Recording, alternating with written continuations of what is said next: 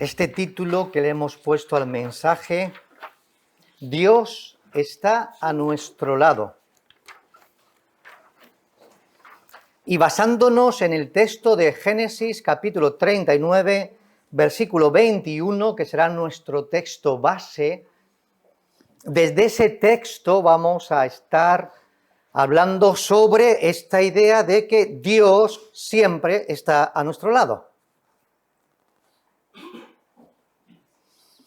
Claro, cuando uno hace esta afirmación, cuando uno afirma o podemos afirmar que Dios está a nuestro lado,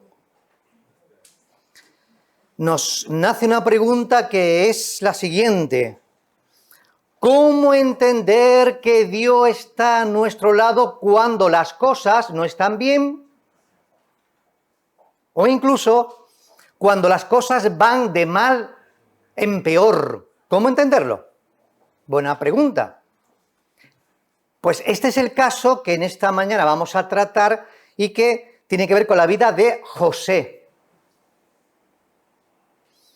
Nos preguntamos qué situaciones que vivimos complejas y difíciles, hay momentos que no vemos salida ante lo que nos encontramos, hay cosas que nos suceden que no están bien en nuestras vidas, circunstancias, y a veces se empeoran y nos preguntamos, ¿cómo que Dios está a nuestro lado? ¿Cómo podemos responder a esa afirmación? Pues pretendemos esta mañana responder a esta afirmación con este mensaje. Vamos a dar lectura a Génesis 39, versículo 21, que es el texto base. Ahí vamos a partir del texto para desarrollar la pregunta que nos hemos hecho.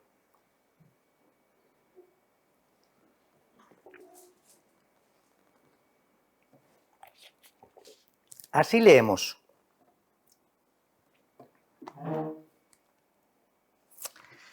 Dios estaba con José y le extendió su misericordia y le dio gracia en los ojos del jefe de la cárcel. Génesis capítulo 39, versículo 21.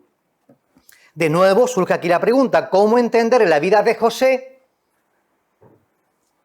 la presencia de Dios, como afirma el autor, la misericordia de Dios y la gracia de Dios cuando vamos a ver el recorrido de su vida y que iba de mal en peor?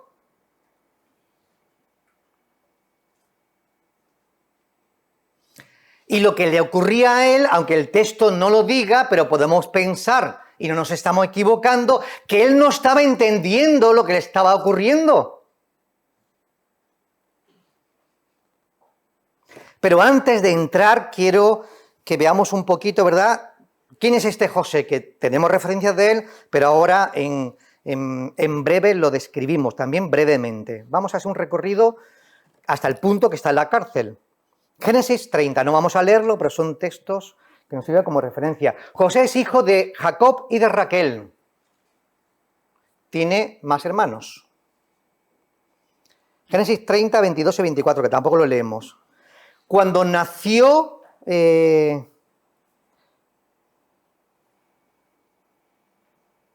con el nacimiento de José, Jacob desea volver a su tierra, porque está con Labán. Nace mi hijo, me quiere para mi tierra. ¿Y qué le dice Labán? Labán le dice y le sigue reteniendo. Pero el deseo de Jacob con su hijo José, cuando nace, según dice el texto, es que quiere volver, porque no está en la tierra prometida. Génesis 35.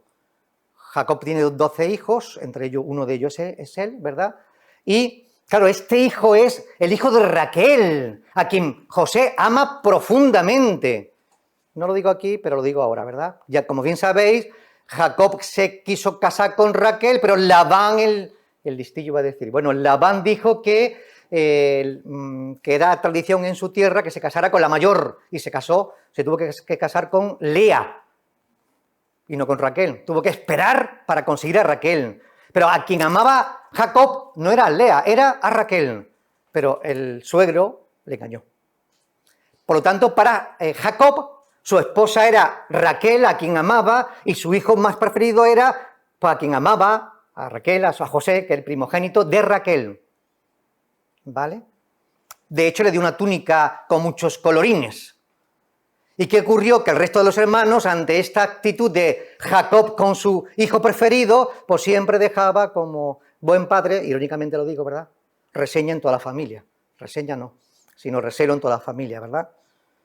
Porque Jacob contaba siempre con su hijo favorito, José, de tal manera que incluso le enviaba con recursos, con comida, y para que vigilase a los hermanos mayores. Y como bien dice el texto, también para ver las cosas malas que hacía su hermano mayor y para luego contárselo a su padre. Entonces, ¿cómo iba los 11 hermanos a tratar a José? ¿Con brazos y besos? ¿Verdad que no?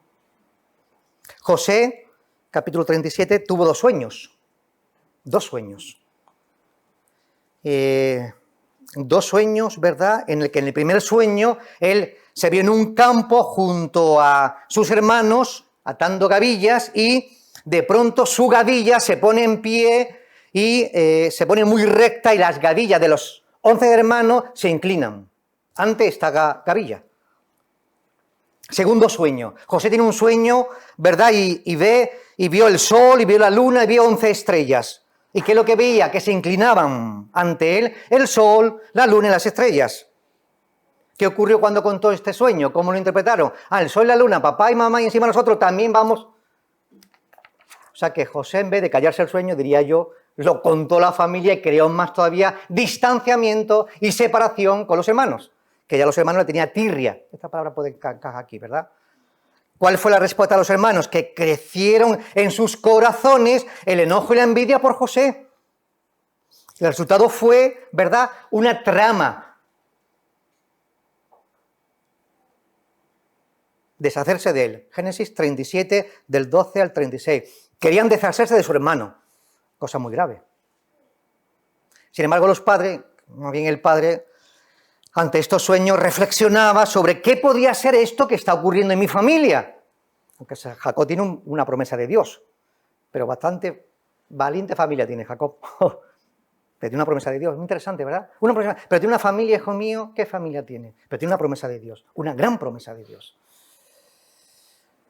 Así que la manera de deshacerse de su hermano, del soñador, que así es como le llaman ellos, es que vamos a matarlo.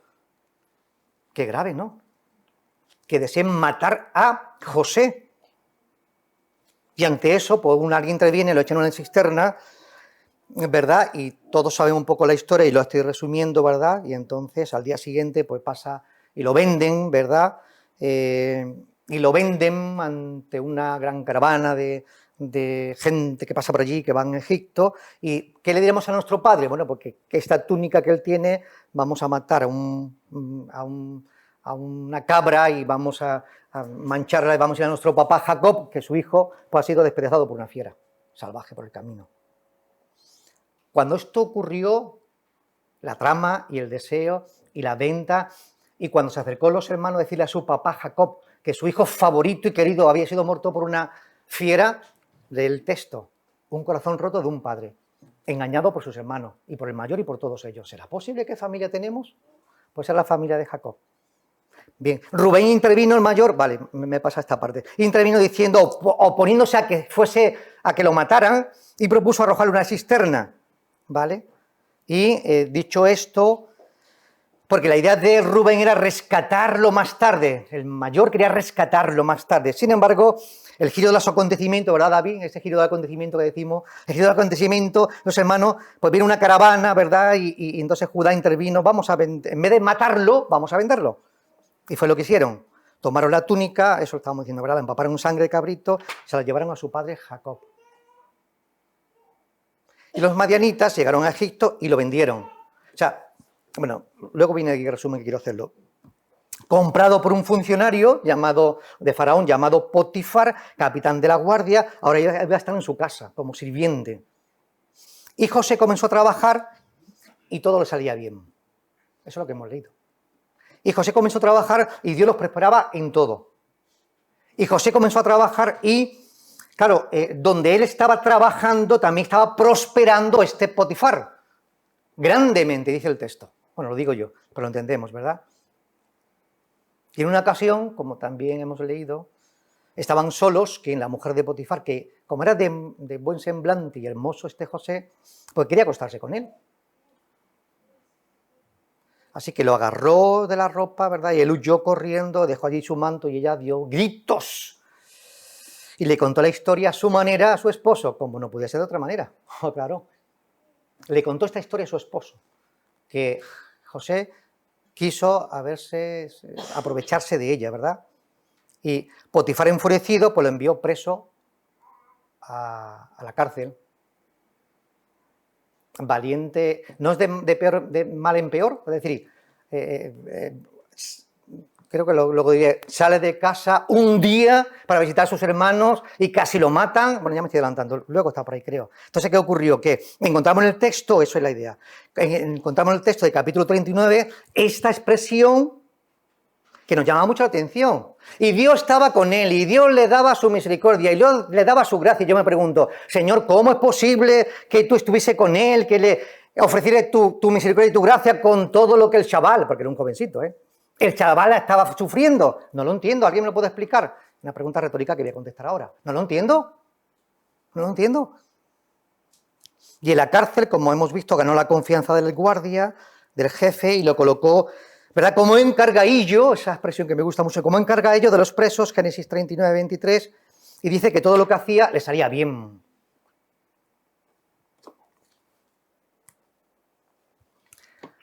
¿Qué hemos dicho hasta aquí? Este resumen que yo quería comentarlo. Un jovencito mimado por su padre, que no tenía la simpatía de sus hermanos, que Dios le reveló 2 sueños, que al contarlos provocó el distanciamiento con sus hermanos, que la trama que llevaron a cabo los hermanos con José, y al contarlo a su padre, produjo lo que dijimos, ¿verdad? Un padre llamado Jacob, y una madre también, que el texto no lo dice mucho más, ¿verdad? Desgarrado, que su hijo, a quien ama, está muerto, se lo ha comido una bestia, es lo que me han dicho mis hijos. Por otra parte, vemos a un José que podríamos decir y sentirse, ahí ya acertamos, aunque el texto no lo dice, hombre, solo y desamparado y desanimado. Y defraudado y desconsolado, ¿cómo no? Sus hermanos han intentado matarlo, lo han vendido. Ahora que es desgarrado, es desquitado de su tierra y una tierra desconocida, Faraón, a Egipto. Llega allí, es íntegro, trabajador, honesto, sincero. Y esta dicha mujer me mete en más problemas. Encima que quiero ser fiel con mi jefe, con mi Potifar. Y encima a la cárcel. ¿Pero qué he hecho yo? Me pregunto, me pongo en su papel. ¿Qué he hecho yo, Dios? No lo entiendo. Soy íntegro, soy honesto. Hombre, me puede que soy un poquito engreído, pero todos tenemos algo, ¿verdad? ¿Qué he hecho yo, Señor, para que me metan en la cárcel? ¿Veis lo que está ocurriendo?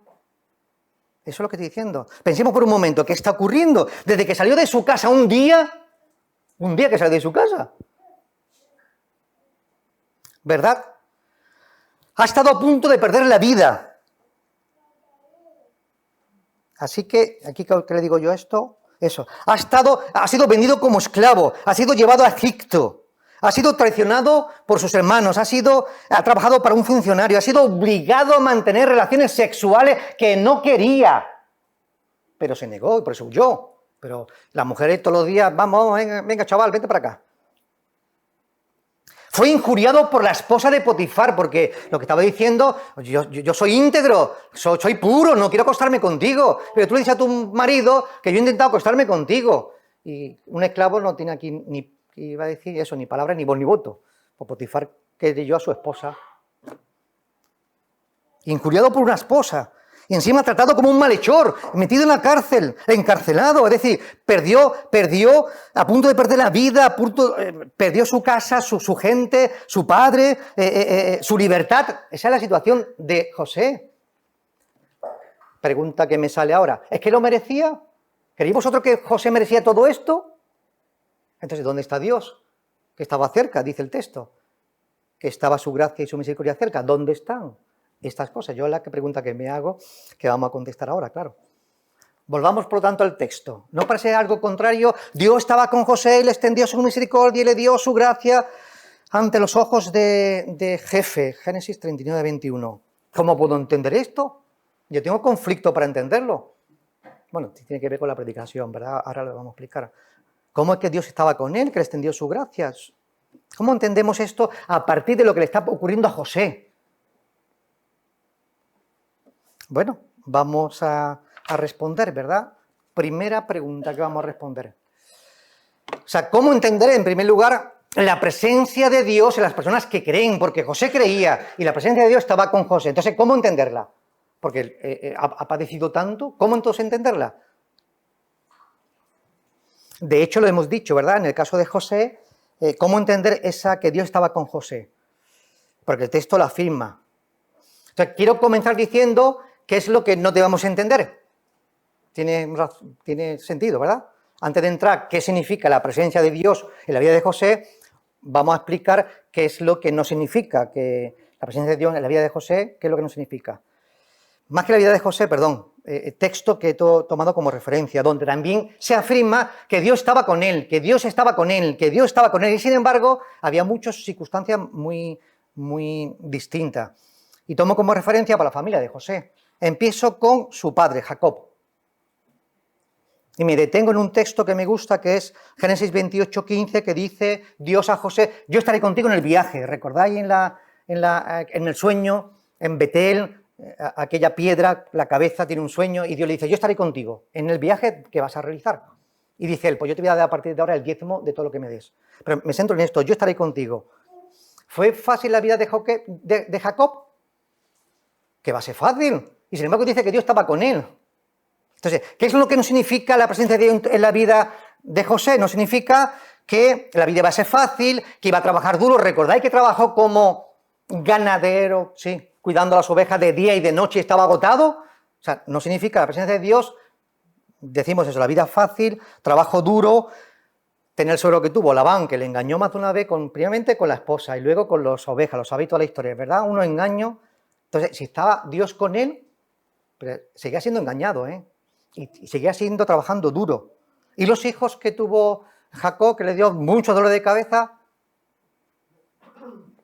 podemos entenderlo entonces, ¿verdad? Que si Dios estaba con él no significa que no vamos a tener problemas, que no vamos a tener problemas familiares, que no vamos a tener esfuerzo, que vamos a trabajar más que un mulo. Eso no significa, Eso no significa tener la presencia de Dios. Lo veo en Jacob. Pero ahora me lanzo a Abraham, que es su bisabuelo. Porque quizás los saltos, ya que no tengo mucha información, me paso a Abraham. ¿Sabes lo que dice Abraham? Dice Génesis 21, 22, Dios estaba contigo. ¿Y sabe quién lo dijo? Abimelech, el rey de los filisteos. Dios está contigo. O sea que un pagano veía en la vida de Abraham que Dios estaba con él. Y yo pregunto, ¿pero para Abraham fue la vida fácil? En absoluto.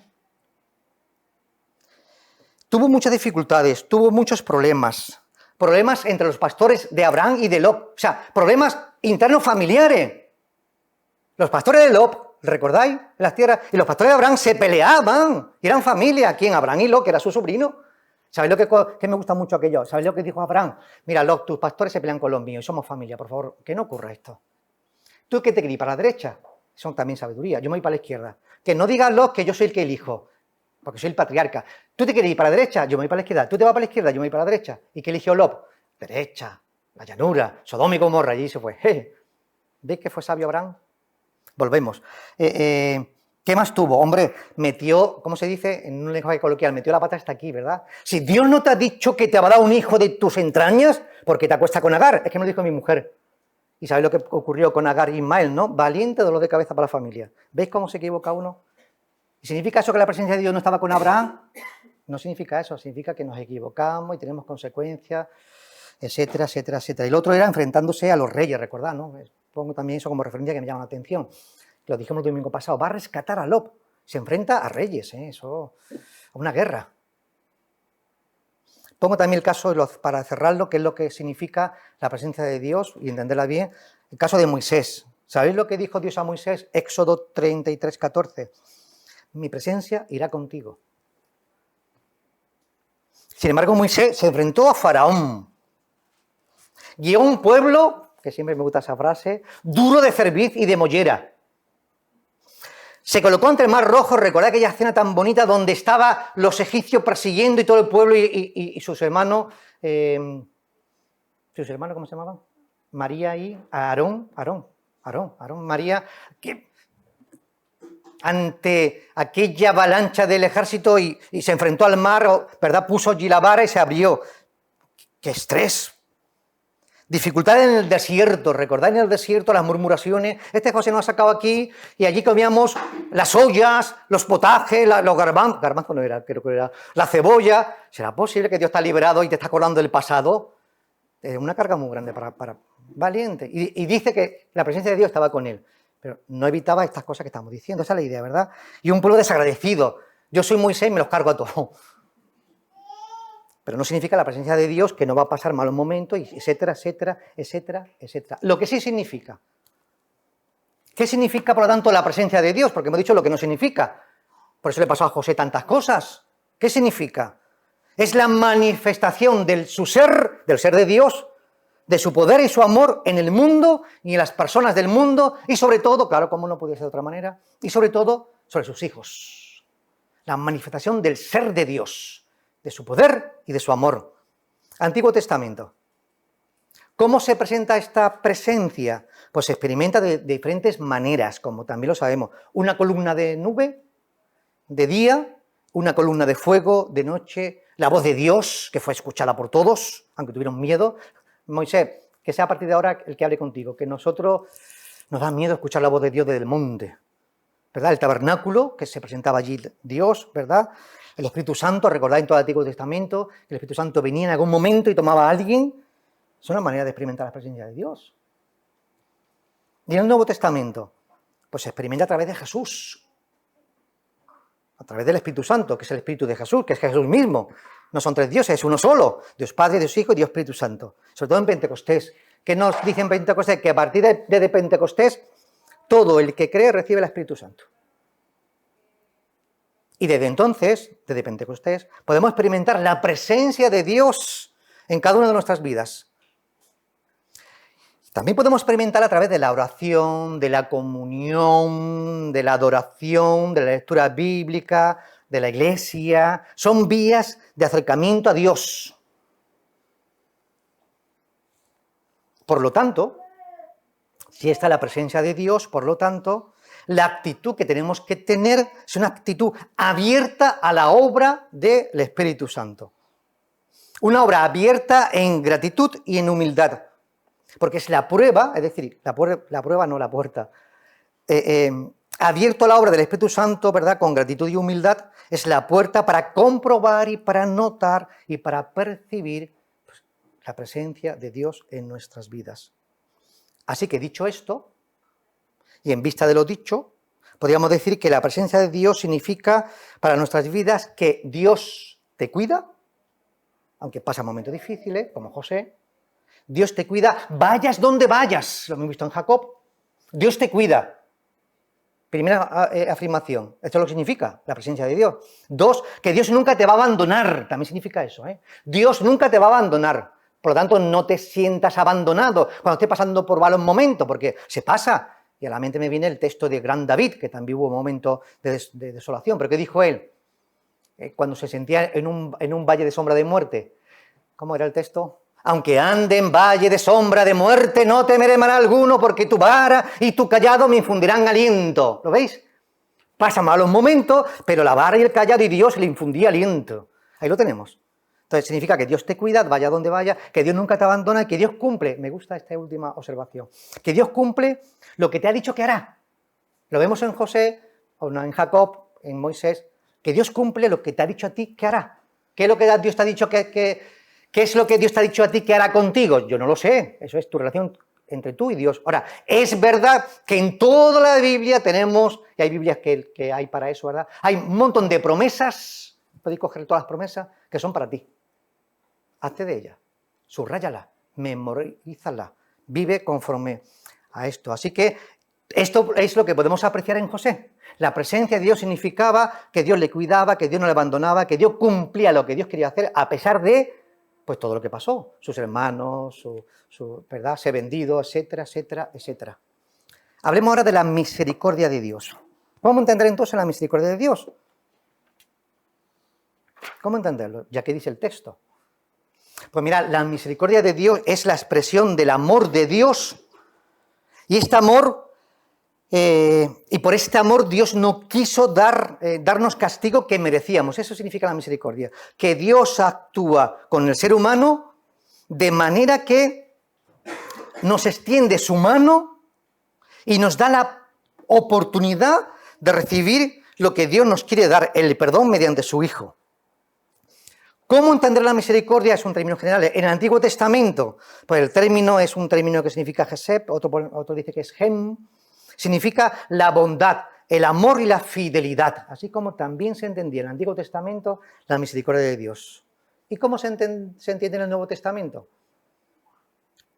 La palabra misericordia es eleos, que significa, y se refiere a la manifestación externa de la compasión de Dios. Dios se compadece, por lo tanto, Dios en Jesús enseña claramente esta afirmación sobre la misericordia de Dios. ¿Cómo lo vemos en el Nuevo Testamento? Que el Señor se relacionaba con todo tipo de personas, que actuó aliviando los dolores, salvando a los moribundos, y me gusta mucho aquella escena que voy a hacer referencia, alimentando a las multitudes y salvando a los necesitados. ¿Recordáis a la mujer pillada infragante y en adulterio? Cómo todos querían apedrearla porque era la ley. ¿Y qué fue lo que dijo el Señor? Que agachó su cabeza, que miró el suelo, que le dio oportunidad. Quien esté sin pecado, que tire la primera piedra. Y entonces, cuando todo el mundo se fuera, dijo él, ¿alguien te condena? Ay, Señor, no, yo tampoco te condeno. Vete y no peques más. Y se fue, la salvó. Si no llega a actuar Jesús, esa mujer muere, lapidada. Así que tenemos a un Dios que nos trata de manera compasiva y no nos trata como bien merecíamos. Así es como nos trata, eso es la misericordia. O sea, que Dios no nos trata según los méritos que tenemos, porque mérito no tenemos ni uno. O sea, alguien puede pensarlo. No nos trata según nuestros méritos. Y repito, es que méritos no tenemos ni uno. Y nos trata en virtud de la obra de Jesús y actuando según su plan eterno de salvación.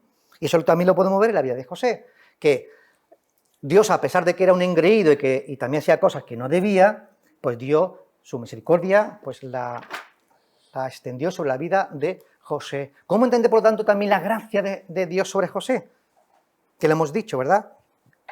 Pues pensamos que la gracia es la manifestación bondadosa de Dios hacia la creación, hacia lo creado, hacia las criaturas, hacia las personas y, por supuesto, y como no cabía de otra manera, hacia sus hijos, su pueblo. Esa es la gracia. Concretamente, ¿verdad? Y esta es la que me faltaba aquí. La gracia de Dios es esta actitud de Dios, su manifestación amorosa hacia los pecadores. Que los pecadores no merecen nada, pero aun estando muertos en nuestro delito y pecado, creo que dice Efesios 2:1, no recuerdo bien, aun estando muertos en nuestro delito y pecado, Dios envió a su Hijo a morir por nosotros. ¿Veis?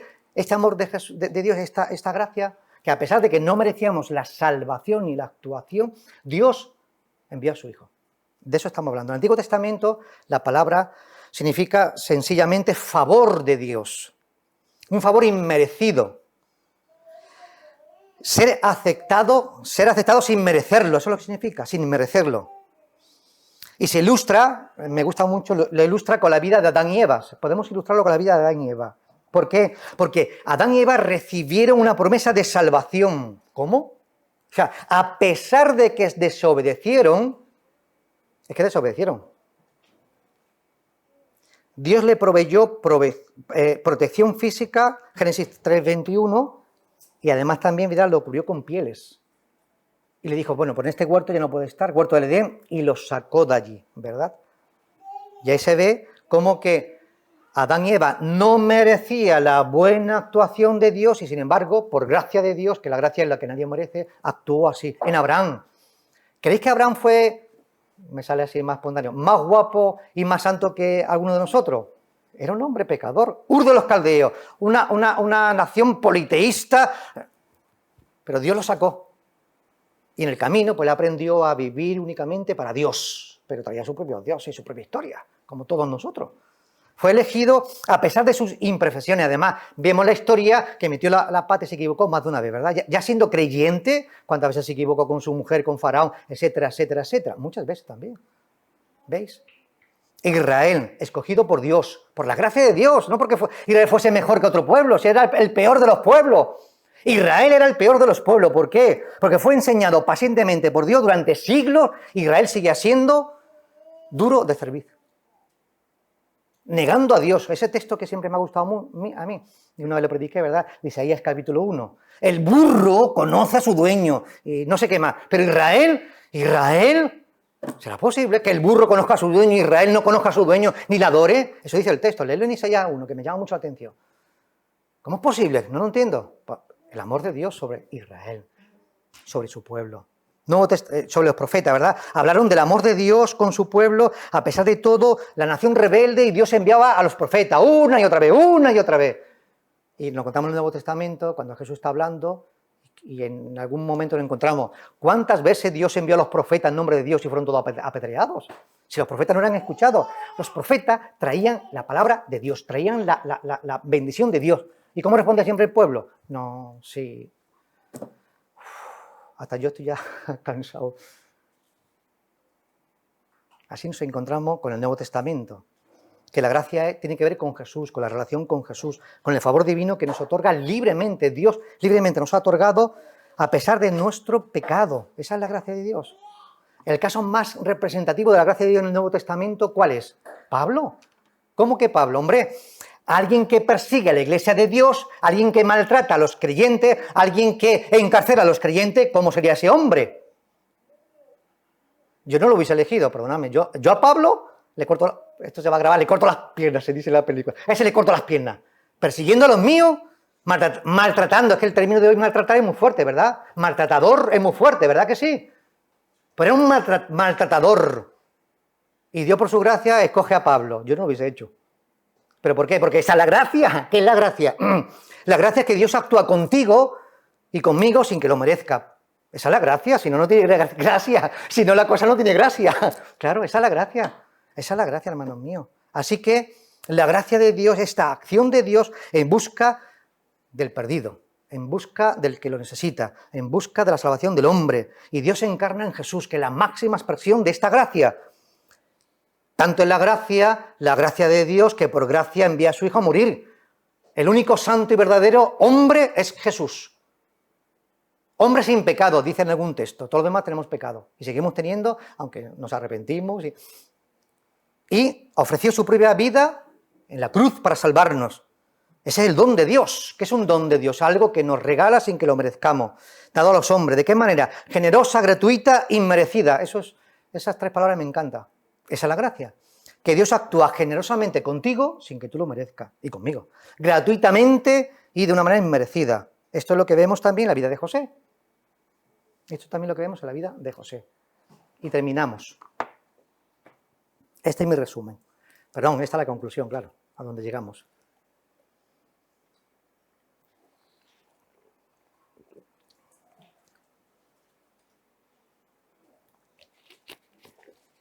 Dios está siempre a nuestro lado. Esta es la afirmación.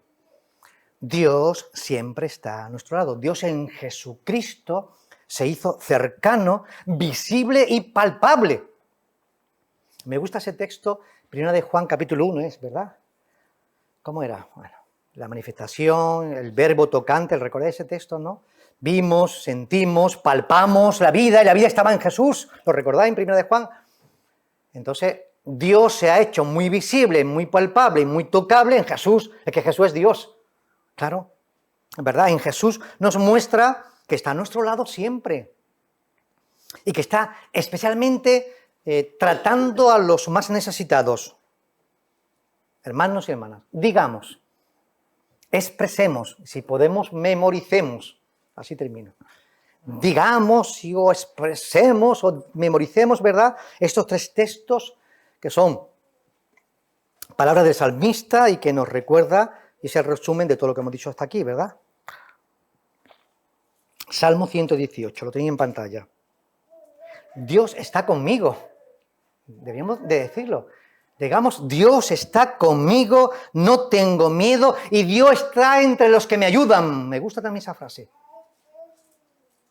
Dios está entre los que me ayudan. ¿Qué significa? Hombre, me ayudáis vosotros, bien, pero la ayuda que me pueda ofrecer Dios la quiero más todavía, ¿verdad que sí? Segunda, el Salmo 112, ¿verdad? Digamos, no tengo miedo de malas noticias que pueden ocurrir y vienen a nuestras vidas. No tengas miedo de malas noticias. Confía plenamente en Dios, porque Él nunca te va a defraudar. Bueno, eso lo digo yo, ¿verdad? Salmo 112. Y el último texto, que yo sí lo tenemos memorizado y que me encanta, digamos, en paz me acostaré y así mismo dormiré, porque solo tú, Señor, me haces vivir confiado.